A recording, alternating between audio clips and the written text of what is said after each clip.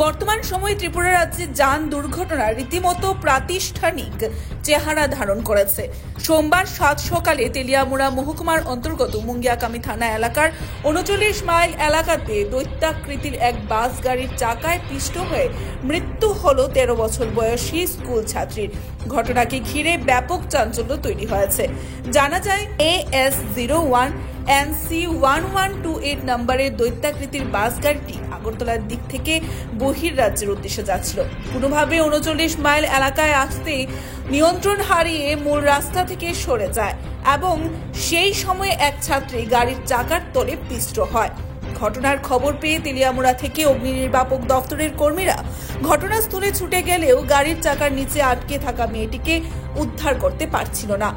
একটা সময়ে ড্রজারের সাহায্যে মেয়েটিকে উদ্ধার করে তেলিয়ামুড়া মহকুমা হাসপাতালে নিয়ে আসা হলে দায়িত্ব পালনরত চিকিৎসক তাকে মৃত বলেই ঘোষণা করে।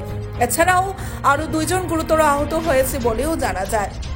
ঘটনার পরিপ্রেক্ষিতে ব্যাপক চাঞ্চল্য তৈরি হয়েছে এবং অনুমান করা হচ্ছে চালকের অসাবধানতার ফলে এই মারাত্মক দুর্ঘটনা ঘটেছে। বিশেষ করে যেভাবে পাহাড়ি পথে দৈত্যাকৃত যে বাস গাড়িগুলি প্রচণ্ড গতি নিয়ে চলে, সেই বিষয়ে প্রশাসনকে প্রয়োজনীয় ব্যবস্থা গ্রহণ করতে হবে বলে দাবি উঠেছে। এদিকে এই দুর্ঘটনার পরিপ্রেক্ষিতে পুলিশ প্রয়োজনীয় এবং কার্যকারী ব্যবস্থা গ্রহণ করুক, এই দাবি ক্রমশ জোরালো হচ্ছে। Report Tripura news 8। হ্যালো, ওই ওই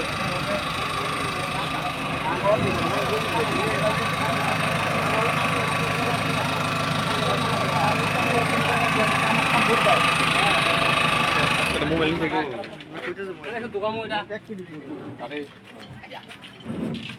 বেলাও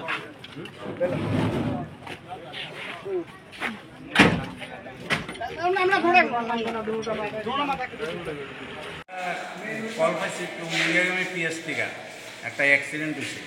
ওর যতক্ষণ অনুসারে আমরা ওখানে গেছি, গিয়ে দেখি শেরওয়ালি গাড়ি নিচে একটা আটকে দিছে।